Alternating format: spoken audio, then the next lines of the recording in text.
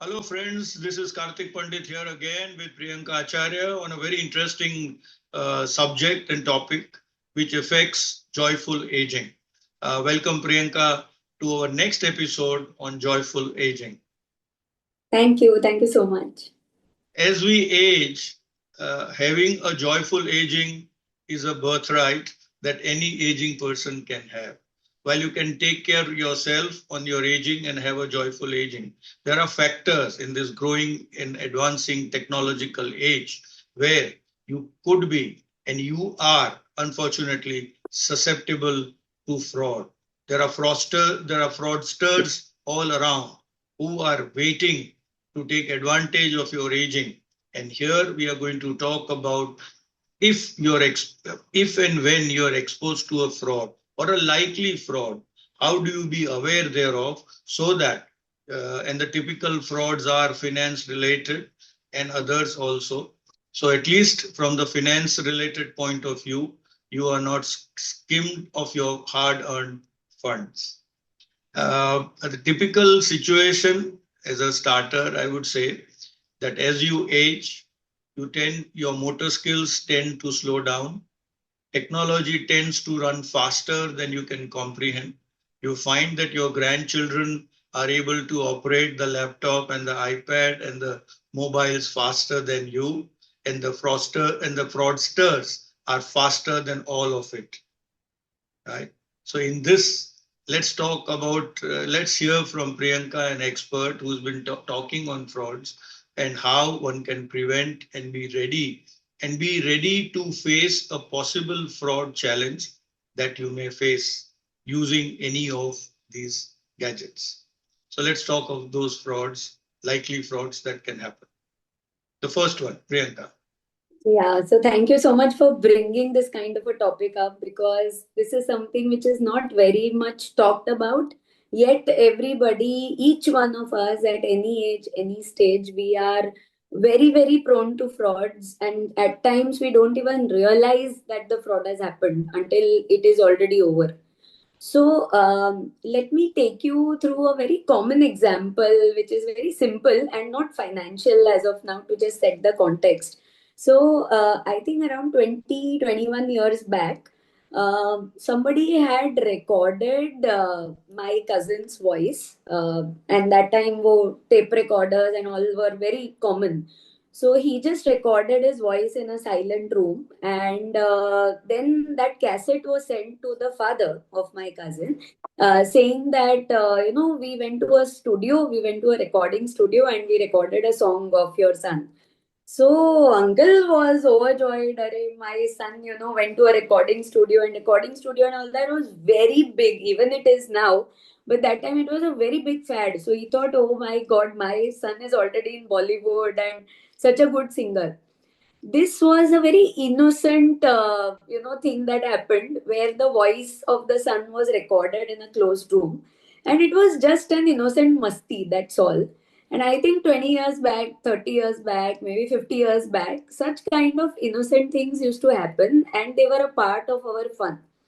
Right now, when we say joyful aging for anybody who is in the age group of, let's say, 50 to 80, 85, for them, they've always seen this kind of innocence. So, right now, when somebody calls up in a son's voice and says that, I have met with an accident and I am okay, but the car has got damaged, so I need, 25,000 rupees, and I've taught you a UPI. So, why don't you send a UPI on this number? I'm calling from somebody else's number because my phone got crashed in the accident. Now the voice is of the son himself. So just like wo cassette, the father or the mother or anybody would take it as, oh my God, this happened. Are you okay? And okay, okay, immediately what can I do for my son is to send those 25,000 rupees. Now this in financial fraud parlance or in any fraud parlance is called as voice cloning. So my voice can be cloned very easily. Your voice can be cloned very easily. And these days, sometimes we talk to telecallers and we feel that chalo thoda time pass karte hain. We have nobody to speak to. Let's talk to them. But voice clone can happen in less than 3 seconds right now.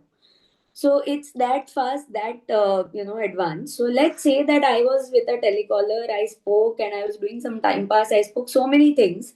My voice modulation, my expressions, everything got captured in the system. And now my voice is being used to call somebody else. In fact, because my call was, connected for a long time, my entire contact book was completely compromised, and everybody saw that okay, किसका किसका number है मेरे phone book पे. So husband, son, mother, father, जो भी number था, everybody got a call saying that I need money, and as if I am calling. So this is the easiest and yet the most difficult to catch fraud that is right now happening. And innocence no more stays here. So when it comes to money, we have to be completely emotionless when such things happen.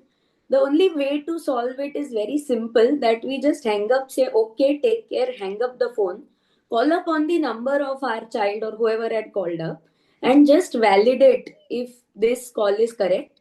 If the person is not picking up, still don't panic. Call somebody else, maybe in office somebody is along, some friend's number you have. Call somebody and have a validation that has this happened really or not. Because that 25,000 can wait for 5 minutes. It's not so urgent that 30 seconds mein nahi kiya to, somebody's life is in danger. True. Actually, there is a whole game behind that. One, of course, they synthesize your voice using AI or whatever is available. The other thing is they emotionally sort of blackmail you into a situation where you are Completely. induced to take action. So it would be relating to somebody close and bringing out a situation, or rather describing a situation which you would stop thinking and just act. So these are the points maybe you could take care if you get an emergency, if you get a call like that. Same way when you're on your phone, you tend to get those SMSs or you tend to get WhatsApp messages. So let's talk about those text messages that come, right? There are others where one hears about that, oh, you had an old lapse policy since you're in insurance. Of course, this is Yes, related to life. Oh, you had an old life policy which you had paid a few we'll premiums. come to Now that. that policy is lapsing, and those kinds of things. So let's talk of those kind. So there are various. It's not as if that we are going to be able to discuss every type, but what is important is how to be aware thereof. And these are just a few sprinkled examples of how and when this can happen. Also, Sure. one finds that at every occasion, now that the home delivery system is very rampant, and more so with senior citizens, every time they ask you to write your telephone number, it may be a good suggestion. Now, of course, people don't have a landline, but it may be a good idea to give a number which is not your regular number, which is linked to your bank, because those numbers are actually sold. Unfortunately, from innocence to fraud, those numbers are actually sold for sales calls and also for these kinds of things. Yes, the message is fraud. Yeah. So when it comes to text messages, this can happen in two ways. One of the ways is that many a times, now digital literacy is picking up, especially for senior citizens after lockdown, because we want to be engaged all the time. And, a lot of senior citizens are taught how to book a cab, how to play games on your mobile, how to, make these UPI payments and all of it. And obviously, it is most important to learn right now. So there is no harm in learning. I come across some, people who say that we don't want to learn only because we feel that if we know and something wrong happens, there will be a fraud. So we need not fear the fraud. We can always prevent the fraud. There is no need of being fearful as such. Now, when it comes to messages, sometimes, a person is playing a game and there is a pop-up message. Now there are multiple games, after, of course, online gaming and all that is in the news right now since a month. But there are lots of games where there would be a pop-up which will say that you have won 350 rupees just now. And there is no human being on earth where you can say that, moh maya se pare. So anybody would find any amount, even if it is a 3 rupee cashback on a UPI also. We don't hesitate to click OK and say that, okay, credit it to my account. So if a pop-up comes saying 350 rupees you have won, you are bound to say OK. As soon as you say OK, that is linked to somewhere. Now you get a call saying that you are playing this game and this has happened. Now, as I said, this can happen in two ways. Somebody might say that you have to deposit some money. So there the game would say that you have won 1 crore rupees or 10 lakh rupees, amount would be high. And somebody will say that, if you pay a deposit which is refundable of 20,000 rupees just to verify your identity, we will pay you your prize money. ऐसे करते करते करते the deposit money keeps on increasing with every call. So every time the person keeps calling you and saying that now the prize money is even higher. We have another game. So now the prize money is 5 lakh rupees. So why don't you just pay 20 more thousand rupees and you will get this much. So it goes on and on and on. And I came across a case just 2 months ago where a lady who is living in a slum, not even very educated, but has already paid around 24 lakh rupees to the scamster in multiple installments, not even in one. In fact, she withdrew her FD. She's borrowed money from her neighbors, saying something or the other. She asked her son who is living somewhere else, "Ki, I need money for a medical emergency." And she has done this, and she has already paid, and no money has reached her account. Now, so many people are convincing her that it's a fraud. They've reported it on cyber helpline. Everything has been done, but the lady is so mesmerized that she's not ready. And literally, the son has now taken her phone from her and given her a Sada mobile which doesn't have internet so that she doesn't do anything with it now. It's so Yeah, serious. yeah. And the second way of doing it is where the amount would be small, but then you will get a call, and the call will say that while you are playing this game, we found a lot of things, and your consignment was somewhere, as you said, courier companies and whatever. And customs department has caught this entire consignment, and we have found your identity there. So this is popularly now known as a digital arrest scam, and many people know about it. But unfortunately, even after knowing, many people still fall prey to it, because we always say that no, we will be very very mindful, we'll not talk to the person. But the way the smartly the communication happens, many people still fall into Oh, this yeah. trap. So, digital arrest is where you are told that you are already under arrest. It's a digital arrest. So, you cannot keep your phone. You have to be caught. So, in 24 hours, we'll take you into custody. And then they are blackmailed emotionally that if you pay this amount, we'll do this. If you pay this amount, we'll do this. So, I generally, always tell people that see, the fraud is not in our hands, but the prevention is definitely there. So if some kind of a thing like this happens, one is to prevent such conversation itself and just leave it there. But still, if you have got vulnerable and got into the conversation, what you need to do is, before anything happens today itself, you open your net banking and set limits on your transactions, whether it is your credit card, whether it is your NEFT, anything. It's not inconvenient. It is the most convenient thing to do right now, because at that point of time, when you are in so much of panic, at least that one extra layer of your banking telling you that no, so much Absolutely. amount cannot be transferred, and you will have at least some kind of a psychological impact. Am I doing something wrong out of panic? So setting one NEFT, credit card, or any transaction limit, online purchase, tap the card limit, can actually save you with that extra layer of thought process at the such times. And it can save a lot of money, it can save a lot of well-being and families. Absolutely. In fact, all these mobile apps, banking mobile apps, they have a online limit setup system. And unless you're about to purchase or spend a large amount, I think it would be very prudent to keep the limits very low. I would suggest that the tab should almost always be closed so that it is never misused at any point. You give your card when you're filling your petrol, and it or any of those places, and it can be misused. Also, I think the OTP is considered to be a very simple thing, but I think the OTP has to be a very, very critical thing which you should never ever be ready to share it with anybody. So I think OTP and personal thing has to go hand in hand. As in, only if I have generated an OTP, I would use that OTP. I would never, of course, the bank and all the RBI guidelines tells you that never share an OTP, but you are induced, you are somehow or other put in a situation. So therefore, the learning here or the suggestion here for your own good to be away from fraud is that never share an OTP and always ensure that you have an OTP driven system, whatever you are using, your credit card or your online payment.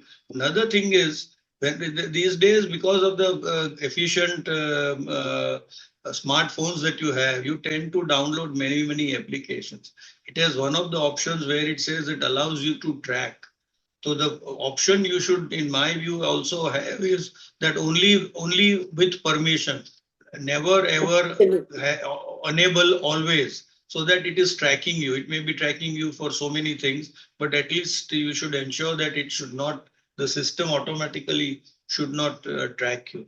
Another thing is that related to where you are walking on the road and all of a sudden somebody comes to you asking for help, saying that he wants to make a call using your telephone, saying that his battery is down or whatever, and he will borrow your phone to make a call or whatever. Those kinds of frauds, which are human interactive, again driven on sympathy, again driven on emotional exploitation. So let's talk about those kinds of frauds that happen where a mobile is used or borrowed and used for a fraud purpose. Sure. So this is again very simple but very significant. Now, see, ultimately, all fraud preventions have a common point called pause. So we just need to stop for a moment. I think we have become so busy in our lives. We've become so, so impulsive with everything that perhaps if YouTube also shows us an ad and says skip in 5 seconds, we are not able to even wait for those 5 seconds. So that is something which we have to change in our behaviors first. So we have to be just there, accepted that this is a pause and it's okay. So let's say somebody on the road comes and says that I want to make an urgent call. Now that person is under panic. You are not under a panic. Something has happened to that person whom you don't even know. He or she is a stranger. So the first thing is, either if you are carrying a bottle of water, just offer the person a bottle of water and say that, okay, I'll make the call. Why don't you just have a sip of water? Now, this is your way of self-defense. Self-defense is not always to hit a person or say no, or say that no, I will not give my mobile. Self-defense is also such small things where I say that, please have a bottle of water. It is humanly, it is very humanity based. The person cannot say no. Just take a moment to observe the person's body language. Now, if the person is saying no, nothing doing, no, urgent, this, that, that's a red flag, and you have to understand that itna to kya ho gaya? Okay. Or if somebody is, having some sip of water properly, drinking with you, saying that, and you are asking that, can you give me a 2 minutes background? Because see, आजकल fraud बहुत होते हैं, and tell the person openly that so many things happen. So I just want 2 minutes of your background. I just want to know whom you want to call. Give me the number. I will dial. I know you are under panic, so let me help you dial the phone. So now the phone stays in your hands because your phone can also be cloned very fast in 10 seconds these days. So you don't need to hand over your handset at all. And when you call the person, whoever number it is, put it on speaker. So now what has happened is you've done just three things. You offered water, you dialed the number, and you put it on speaker. You have ensured your safety. As soon as you put on speaker, if the person is not genuine, will either flew away or do something or the other, or cut the call and say that no, this is not the number, galti ho gaya, whatever it is. And you have to consider all these as red flags happening and then not help the person at all. So it is very simple to prevent, but it is very difficult to repair such fraud. So it is always, good to have the simpler way out. Yeah, very profound. Can you repeat that? It's a very profound statement you just made. I said that you cannot, it's very simple to prevent a fraud, but it is very difficult to repair the financial fraud once it's done. Once money gone is gone. Another thing is there are many pay platforms available. For example, you pay for small amounts when you use a taxi or you use any of these online ordering app.